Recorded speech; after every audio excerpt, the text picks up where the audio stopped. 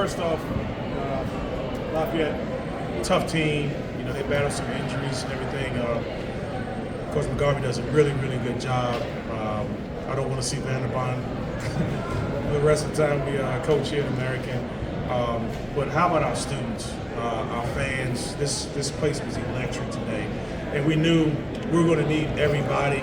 Being down 11 points, I felt like if we had some baskets go down, it was going to start to get a little loud and everything. And if you play college ball, man, or any kind of ball, that means something when you're at home. So that's the reason why we wanted to get home court advantage. And again, our fans were fantastic tonight. Fantastic. Wayne, what do you think kind of flipped for you guys offensively after the half? I just thought we made shots. You know, we got the same shots that we missed in the first half. You know, I just made sure I said it with conviction at halftime. Like, don't stop shooting. Like, because Greg had that look on his face a little bit, and I felt really good. The very first shot that we had, his corner three, he was somewhat open, but you could tell the way he stepped into it was like, let's go. And that's what you need. You just need the guys to continue to have the confidence you have. Like, I know that they were doing some things to kind of contain Matt a bit, keeping him off the three-point line. Did you feel like that opened some opportunities up for you, especially there in the first half and at times in the second half? Yeah, I think you know, it's challenging when people guard like that. You know, big shout out to Matt. He was tremendous tonight. I know it might not seem like it on the stat line, but everything that he was doing offensively contributed to everybody else being open. And he's going to be the center point, and that's kind of what we expected, and we prepared for that. But yeah, I think it definitely opened up a good bit of stuff for me, and then took advantage of that, and, you know, getting to the rim. And, you know, Eli was tremendous tonight too, getting into the paint, getting 2 feet in there and kicking it out. So yeah, I think, you know, Matt being the focal point opened up a lot of opportunities for everybody else. Coach, I know Lincoln's going to deflect and not talk about what he contributed here tonight, but 3 big offensive rebounds. Can you talk about what he brought? Those were championship level plays. You know, the ones that, you know, some people who are in the gym recognize. People who weren't here, they'll look at the stat sheet and they'll see he had six rebounds, 3 offensive. But I think two of those 3 were like, I felt like, man, that could be a backbreaker for those guys. And you know, that's what he's been doing all of his career, man. Like, doesn't shoot the ball that well, this and that. But like, if you want to start a team with championship level players, championship mentality players, like Lincoln Ball, give me them every single day. Yeah, Lincoln. You know, just on the offensive and defensive side, you were doing everything for the team tonight. I'm curious, right? You guys are down 11 at halftime. This very well could have been the last game of your career. Was that at all, you know, like present in your mind while you're out on court? We sat all together at halftime before Coach Sim and everyone came in and just took a deep breath. You know, we know that like Sim said, we were getting the shots that we wanted. And defensively, we had 4 blocks in the first half. And that's our goal. Like, that's the kind of stuff that we're looking to see. So we knew, like, we always talk about chipping away. There's no 11-point play that's going to be, you know, over the basis of 4 minutes and then another 4 minutes.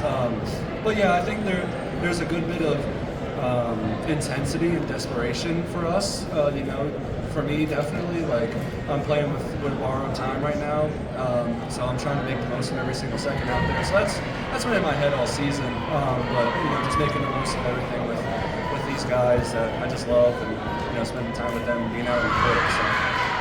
100%. And then for you, Coach, in the first half, you guys kind of seemed out of rhythm from 3, but then you guys really picked it up in the second half. Was there something different in, you know, the shot selection and the shots you're generating?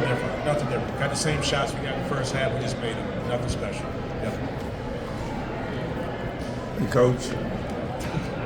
Coach, how much do you think your experience and depth played a part going down the road as far as keeping your composure, staying within what you guys do every day? It's invaluable. You know, the experience, not just having seniors, but also the fact that, like, this is our second year being together.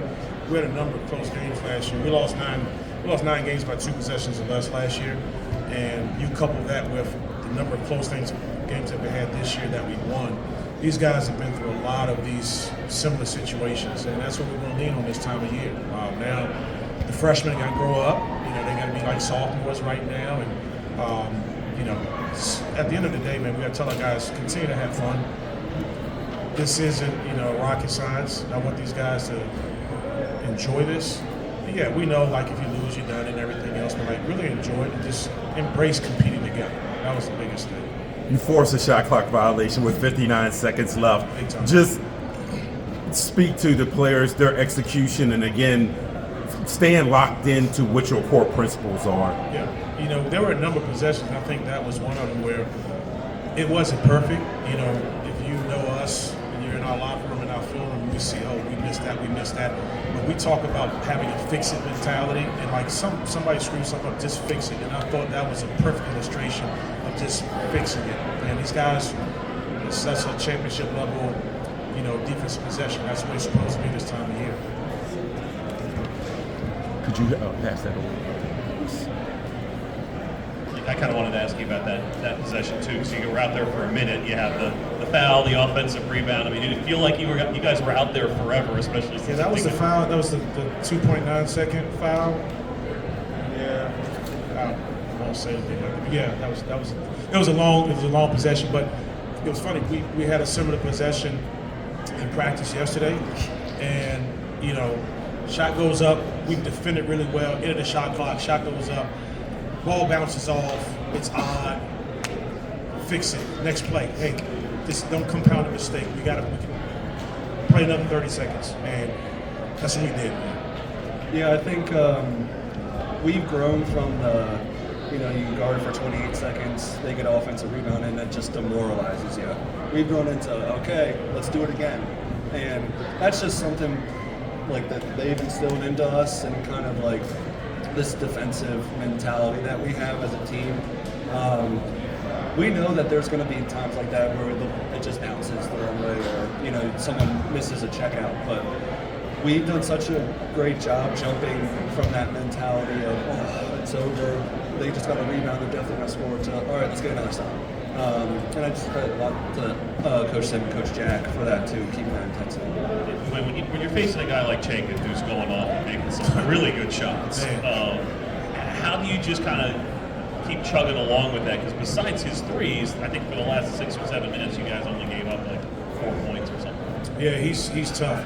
Coach Ike does our personnel, and he told our guys watching his clips, saying, hey, he's a guy, he'll take tough shots and he'll make them. And, credit McGarvey for running some excellent stuff for him. He got loose on us.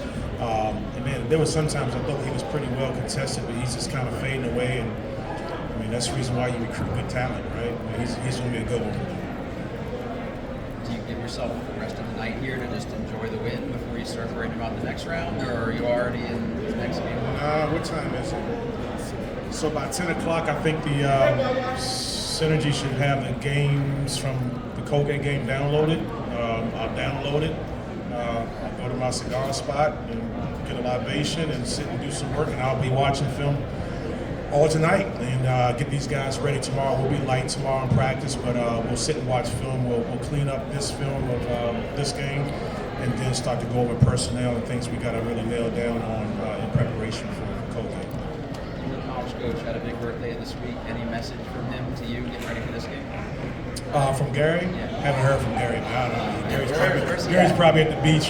He's got a cold one in his hand right now. Yes. And then just real quick for either of you guys, you guys are going to face Colgate in the next round. Usually those games get pretty close and pretty chippy.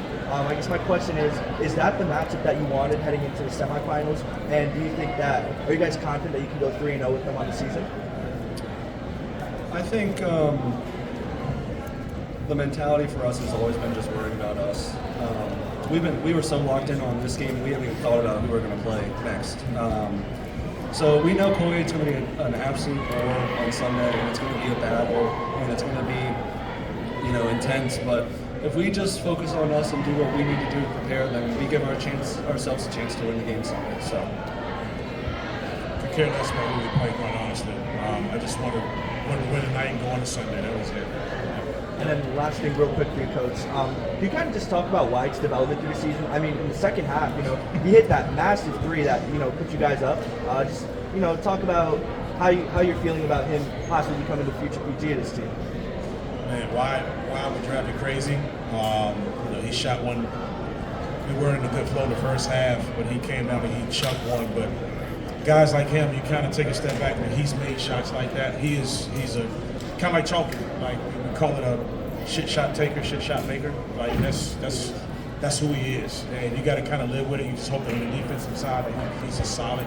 But man, I love coaching guys like that. That just have the heart to take shots regardless of the situation. So he's going to be a really good one for us. Okay. Awesome.